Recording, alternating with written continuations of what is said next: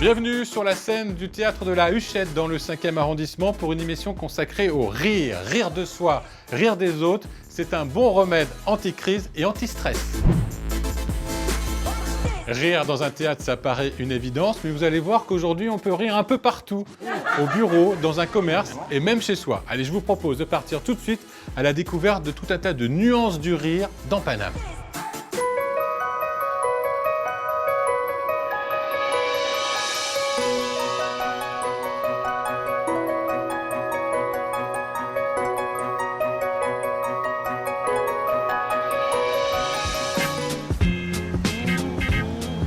Cette semaine, j'irai à la rencontre de Vincent Piguet qui dépoussière la traditionnelle chenille. Frédéric Gersal nous fera découvrir au théâtre de la Huchette une pièce mythique jouée ici depuis plus d'un demi-siècle. À l'école du One Man Show, on enseigne l'art de faire rire. Je pousserai ensuite les portes d'une boulangerie où l'humour est roi. J'assisterai à une pièce de théâtre dans un décor inhabituel. Tu sais ce que vient de me dire Patrick ? Non. Mais pour commencer cette émission, je rejoins Aux Éclats, une agence d'humour qui fait de la sensibilisation dans les entreprises avec des canulars. On voit le CV d'une femme qui est super, qui a été mis à la poubelle, et à côté un homme du même âge, etc., qui lui est sur le bureau du PDG, nickel. Et sur le CV de la femme, il y a écrit 30 ans, veut des enfants, point d'interrogation, et on l'a foutu à la poubelle. Moi, je suis la dire comme. Ça les fait souvent marrer quand même d'être misogyne quand t'es une femme. Désolé, désolé de vous interrompre parce que là, vous êtes à fond, vous êtes parti. On fait une vraie répète. Qu'est-ce qui se passe? Qu'est-ce que vous faites exactement en ce moment? Alors, on est en train de faire une répétition, en tout cas, réunion de travail sur la Murder RSE. C'est quoi une murder party? Déjà. Alors, une Murder Party, c'est une enquête, comme un Cluedo géant, qu'on doit résoudre. RSE, ça veut dire quoi? C'est les questions responsabilité sociétale des entreprises. Personne n'est mort dans cette murder, mais on dit que le comité de direction de cette entreprise a tué la RSE. Alors tout ça, c'est une demande d'une entreprise bien spécifique. Alors, il y avait une demande grandissante sur la RSE. Dans tous ces sujets sérieux, si on amène ça par le théâtre, il y a ça... Ouais, ça... Bonjour. Bonjour, madame. Bonjour, madame. Ça va être toujours comme ça, bordel, ou pas ? Madame, on est en tournage. C'est la voisine du dessus, c'est n'importe quoi, pardon. Ça vous fait rire, je comprends là, qu'est-ce qui se passe ? Vous voulez être filmée, madame ? Quoi ? Non, j'aimerais juste que ça arrête d'être le bordel. Moi, je suis juste au-dessus, j'en ai ras le cul. Madame, en fait, c'est une agence d'artistes, c'est juste, on travaille, on est vraiment désolé. J'ai un petit garçon qui a 18 mois qui essaye de dormir. Attendez, en fait. venez parce qu'on est obligé de se tourner pour... Vous pouvez... Est-ce que vous voulez déjà un petit verre d'eau? Je sais pas, quelque chose. Non, je veux pas un petit verre d'eau, j'aimerais juste, je sais pas, que vous travaillez normalement, que ce soit pas le bordel en permanence dans cet immeuble. Est-ce que vous voulez jouer un peu? On répète une murder party, là. Allez, venez avec nous. Allez, venez jouer. Bravo. Il a senti. En tout cas, je me suis fait avoir. Bravo, vraiment. Bravo, Caro. Il y a une entreprise type qui fait appel à vous ou c'est n'importe quelle entreprise? Alors, on a 500 clients, on peut y avoir la BNP, Christian Dior, comme des marques de luxe, des petites startups, de tout.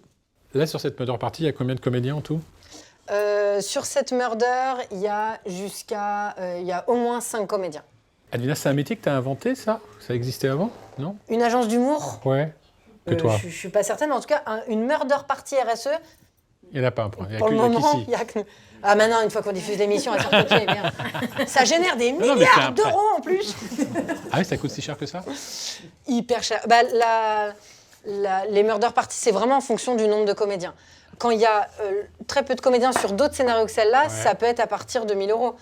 Mais plus il y a de comédiens et de monde qui joue et de prépa, plus ça chiffre. Eh bien écoutez, j'ai tout compris. Ah, c'est génial. Bien ça. Et ben ça en fait un.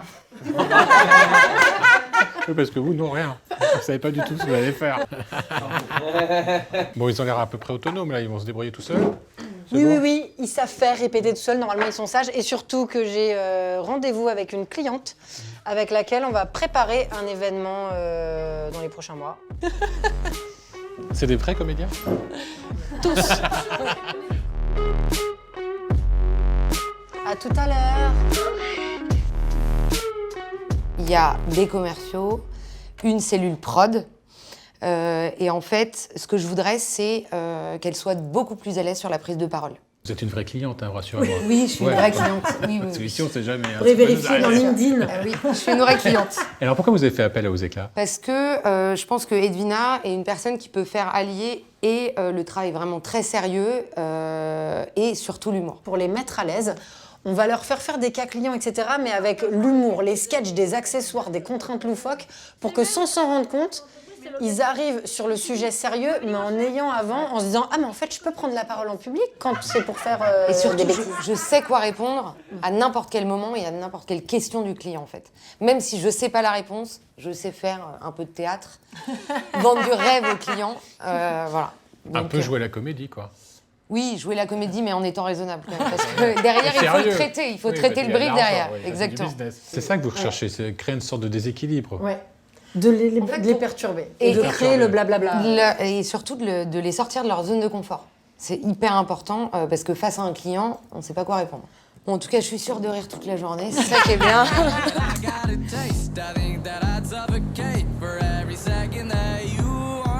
Traditionnellement, la chenille est largement diffusée dans les mariages, bals et fêtes de famille. Je vais être tête de chenille, parce que c'est quand même moi le boss. Ok? Mais Vincent Piguet a décidé de dépoussiérer le genre en créant la Chenille School Academy. Soupe, soupe, ferme. Soupe, soupe, ferme. Ah, soupe, soupe. On fléchit les genoux. Soupe. Moi, je vais le mettre derrière toi. Ouais. Regardez. J'ai tout Voilà. compris. Ça Il commence a comme tout ça. compris. Yvan, il sait déjà ce qui va se passer. Je suis bien sur les pieds déjà. Ça, là. c'est la Chenille School Academy. Et c'est vrai qu'il m'a déjà marché sur les pieds. Je sais pas si tu es très doué en chenille, mais Mais je vais apprendre avec toi. Mais dans une heure, ce sera un champion. Parce que je sais que tu as fait beaucoup de queue-leu-leu. Ah, c'est la différence entre la queue-leu-leu et la chenille, quand même. Maintenant, tu vas m'expliquer. Alors, la queue-leu-leu, on se tient par les épaules. Ouais. C'est Bézu qui faisait ça. Ouais. Gauche, gauche, gauche. Ouais. Et la chenille, c'est accroche tes mains à ma taille. Ah oui, c'est la chanson qu'il faut Et respecter. ben nous, on mixe toutes les techniques. D'accord, car celle de c'est la Bézu. chenille synchronisée. C'est la Chenille School Academy, les enfants. Attention. J'ai... Alors dis-moi, explique-moi effectivement, qu'est-ce que tu enseignes, qu'est-ce que tu apprends? Alors moi, Ah, Yvan, c'est- tu vas en chialer tellement que c'est beau. Ouais. Je suis le premier prof de chenille de France. Du monde même, non? Du monde, oui, je pense, j'espère. Même Et des j'espère. de l'univers plus De ça. l'univers, mais... C'est quoi? C'est une danse, c'est une discipline sportive, c'est quoi exactement? En fait, c'est une danse, c'est une discipline sportive. C'est comme la Zumba. C'est une danse à la base, la Zumba. Et c'est devenu une discipline sportive. Et je me suis dit, et pourquoi pas, on le ferait pas avec un truc qui apparaît un peu débile comme ça, mais qui est de la chenille, mais les gens, à différents degrés, adorent ça. Ouais, et puis on vient aussi quand même pour transpirer là. Et bien là, on va transpirer. Ouais. Là, on va rire. On va transpirer, on va être ensemble, on va marcher dans le même sens, on va être chorégraphié, on va avoir besoin de tout le monde. Il n'y a que des valeurs sympas. Standard. Départ. Et alors, est-ce qu'il y a des règles et des figures à respecter? Qu'est-ce qu'il y a des choses imposées dans la chenille? Ah oui, c'est-à-dire, oui, sinon, ce sera un peu monotone. Nous, on va vraiment faire des chorégraphies. Alors, sur quelle musique alors? Alors, moi, j'essaie de pas faire sur la queue-leu ou la chenille. Hein. Ouais. Je le fais sur des trucs un peu funky, un peu qui bougent. Comme ça, alors? Pourquoi pas? Pourquoi pas là-dessus? Et là, c'est un petit scoop. J'ai créé une musique.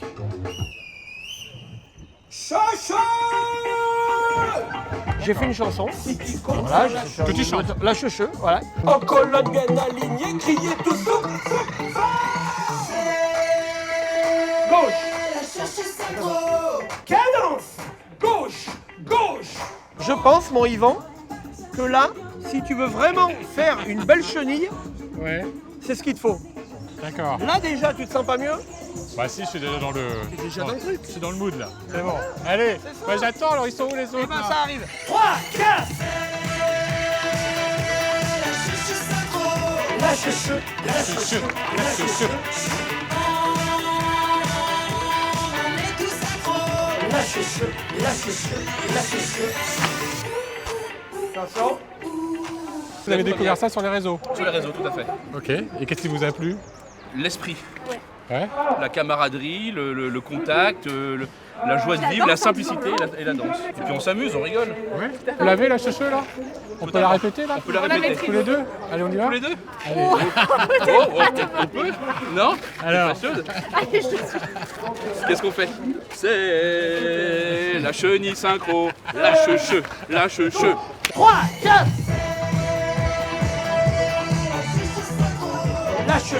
Lâche-che.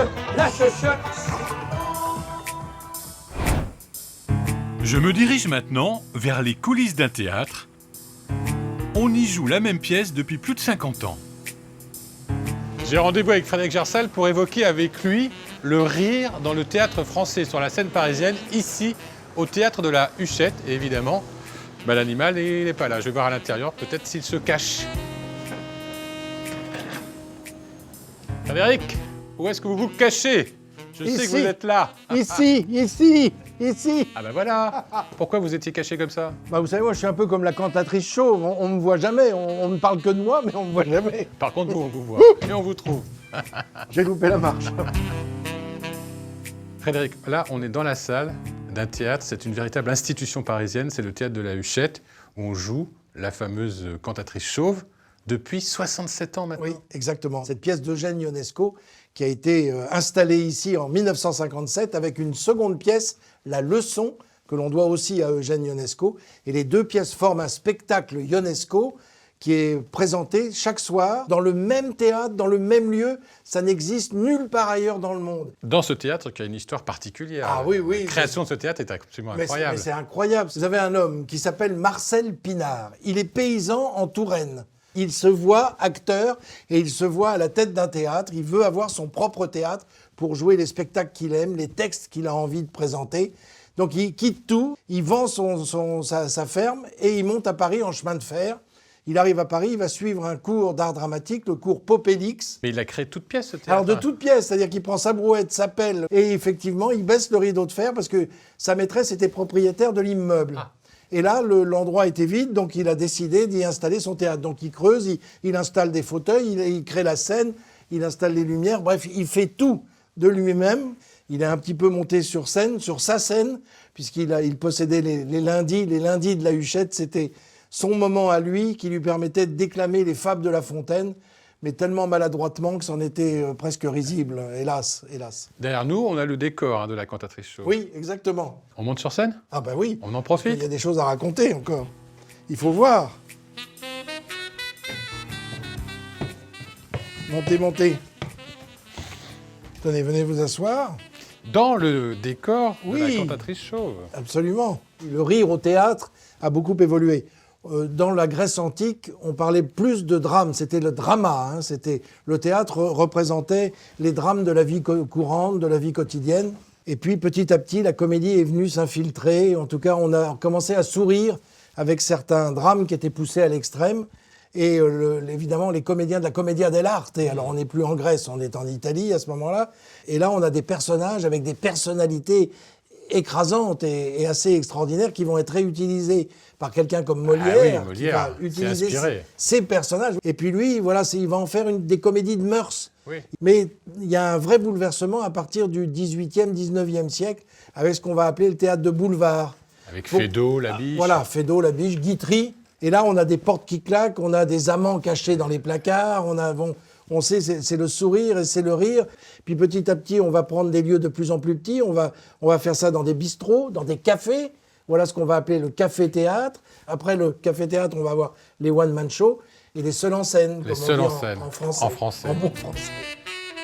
Ce sont les accès à l'immeuble, Ah d'accord, les loges sont qui sont au-dessus. Alors séparées du théâtre. Waouh.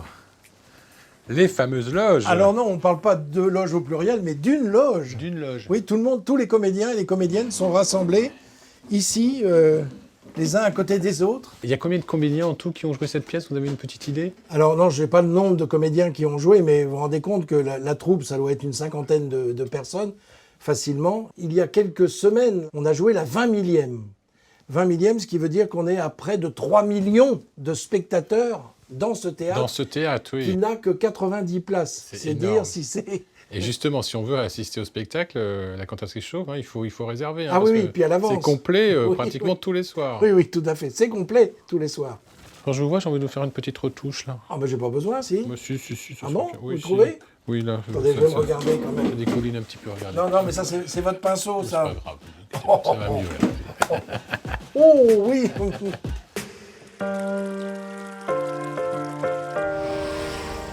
Faire rire, eh bien ça s'apprend. Je vous emmène à l'école du One Man Show.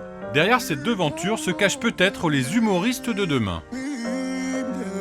Alors Alexandre, est-ce qu'on apprend à être drôle? Alors, on apprend à être drôle, oui, dans le sens où on apprend à faire rire.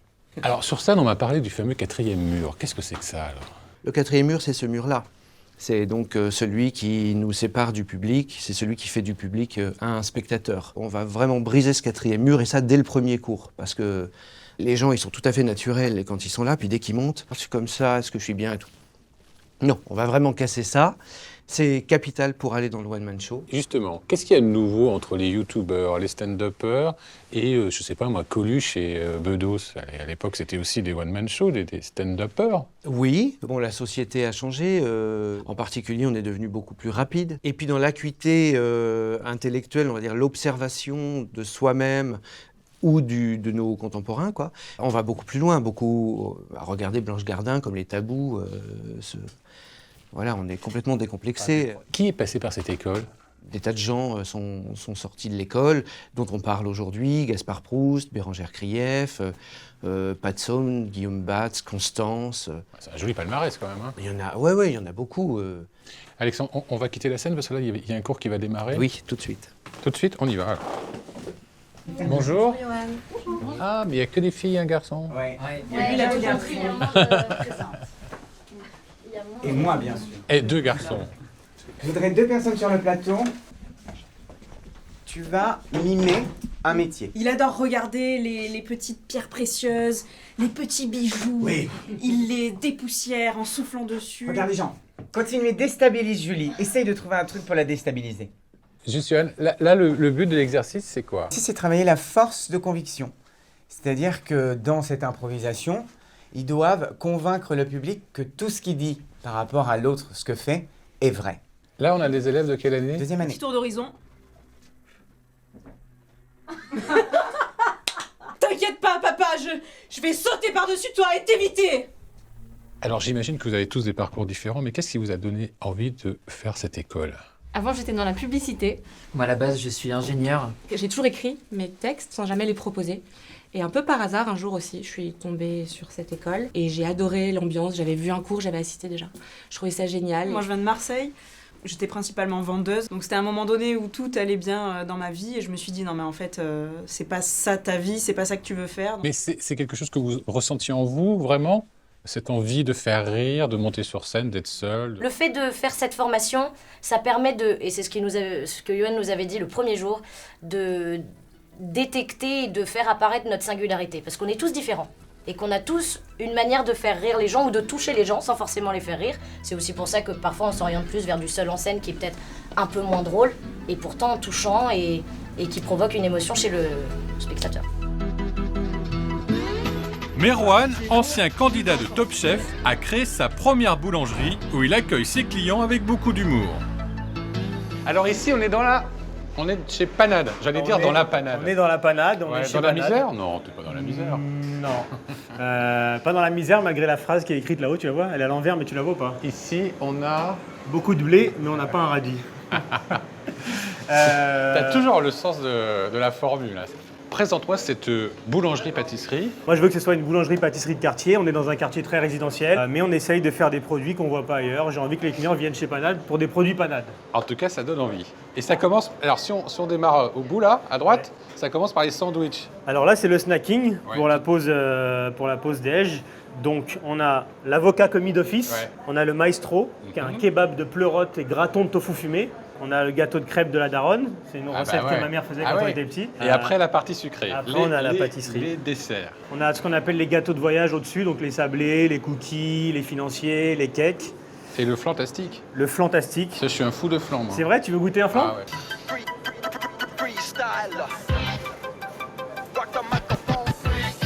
Faut que je dise la vérité, là. Alors, il est? Délicieux. Il est fantastique. Ouais, il est fantastique. Bravo. Donc tu vois là, Valentin, il va emprisonner le beurre dans la pâte. Il va l'étaler, replier comme un livre à chaque fois, rétaler. D'accord, c'est ça le principe. Voilà. Tu comprends pourquoi à la fin de la journée, il est au bout du rouleau? Je l'attendais. Donc on va prendre la pâte, on va la dans l'autre retourner. On va prendre avec son pouce et on va le tirer. On pose, on replie un peu le bord. Et là, on vient rouler tout doucement. Mais c'est hyper sensuel. Ouais. Voilà, comme ça. Voilà. Et là, tu prends le bord, tu prends les deux bords, et voilà, tu roules. Tu sens rouler. Et là, regarde, pour t'aider, tu prends les deux pointes, et tu le roules doucement. Comme ça, tu le roules droit. Et voilà ton premier croissant. C'est pas mal. Nous te faisions officiellement chevalier de l'ordre du croissant Bigou. C'est bien, il manque plus personne. Bon, alors maintenant, il faut les cuire. Et maintenant, il faut les cuire. Donc avant Ah les cuire, oui. Et tu vois, regarde. C'est joli, c'est magnifique. Même. Avant que tu arrives quand même. Donc une fois qu'on finit de les façonner, on les passe dans la machine qui est derrière qui s'appelle une cellule de refroidissement pour les surgeler très rapidement. Donc ça c'est cru et ça c'est poussé. D'accord. Et là on va les cuire ici à 170. Waouh. Ah ouais. Non mais il faut le vendre coupé. On va le vendre coupé, parce qu'on au se bout rend de 2 pas compte minutes. de ça. Au bout de 2 minutes, il va croûter, il va Non, être mais tout sec, attendez, personne si ne va vous vouloir achetez l'acheter. le bi, c'est le bi quoi? Croissant Bigou celui-là. Si vous faut le couper avant de le manger. C'est une évidence, c'est un spectacle. Et goûte. J'attends la blague. Faut que tu goûtes d'abord.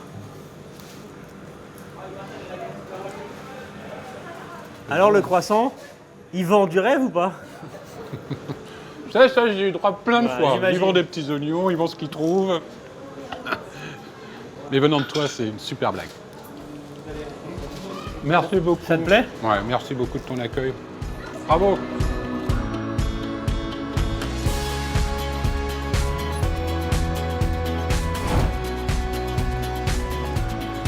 Je rejoins maintenant Cathy dans un appartement du 14e arrondissement où l'on s'apprête à frapper les 3 coups. Je suis pas chez Cathy? Si, bah elle est là. Ah, t'es là. Voilà. Qu'est-ce qui se passe là? Tu vas voir, c'est la surprise. Tiens, assieds-toi. D'accord. En plein déménagement, quoi. Désolée, c'est le bazar. Toi, tu soignes des surprises quand on rentre chez toi, hein, parce que je m'attendais pas à trouver ça. Je suis en pleine pièce de théâtre, c'est ça? Hein? Exactement, c'est du théâtre d'appartement. Qu'est-ce que c'est que ça exactement? Le principe, c'est de débarquer chez les gens, de faire comme si on était propriétaire des lieux et de les inviter à une pièce de théâtre. C'est du théâtre immersif en fait. Ils vont participer ou pas, on les invite à improviser ou pas. Tu sais ce que vient de me dire Patrick? Non. Patrick vient de me dire qu'à chaque fois qu'il voyait la publicité pour les biscottes, il pensait à nous. Oui. Tu vois cette publicité où il y a ce couple-là qui prend son petit déjeuner au lit? Oui. Oui, et ben pour lui, on est pareil. Quand il voit cette femme, il pense à moi. Bah moi ça m'a foutu la journée en l'air, cette réflexion de Patrick. Ah bah j'ai l'impression, oui. Alors du coup, je lui ai dit qu'on se séparait. Quoi? Ce qui est rigolo, c'est que quand on sonne chez toi, on sait pas du tout. Moi, je savais pas. Hein. Je suis rentré, boum, Ouais. je suis déjà dans la pièce. Voilà. Et ça fait partie aussi du spectacle. Oui, c'est interactif en fait. On veut que dès que le public rentre dans l'appartement, et ils sentent vraiment qu'une pièce se joue, et puis d'être transporté ailleurs. Voilà. Oh, excusez-moi. Je vous en prie, vous cherchez quelque chose? Non, à vrai dire, je suis un peu perdu. Alors, maintenant qu'on est potes, Serge, je peux bien te le dire. Avec Claire, on n'a jamais été séparés. C'est parti d'un petit jeu, et on a continué pour voir la réaction de nos potes. Ah. Une sorte de test.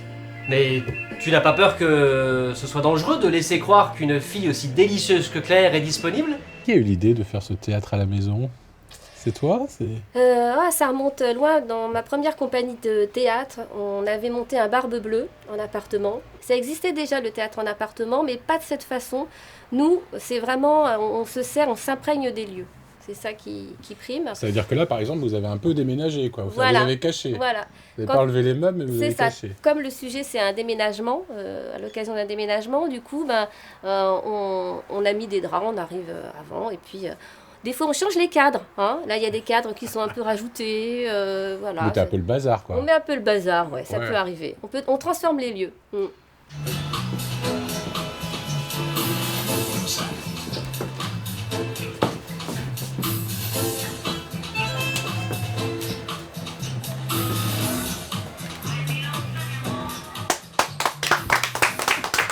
Gauche, gauche, gauche. Standard, vous êtes prêts? Roulotte inversée.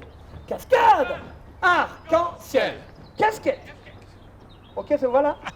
Casquette. Allez, on va laisser nos amis s'entraîner à la chenille avec notre ami Vincent. J'espère que vous avez passé un agréable moment comme moi en regardant cette émission. Je vous invite à la voir sur notre plateforme France.tv, à venir me parler évidemment sur les réseaux sociaux. On n'oublie pas les bons plans comme la chenille sur Paname la carte. Et puis on se retrouve la semaine prochaine, évidemment, pour une nouvelle balade inédite dans Paname. Allez, lâche-cheux. Tous avec moi, suivez mes pas. Roulotte inversée.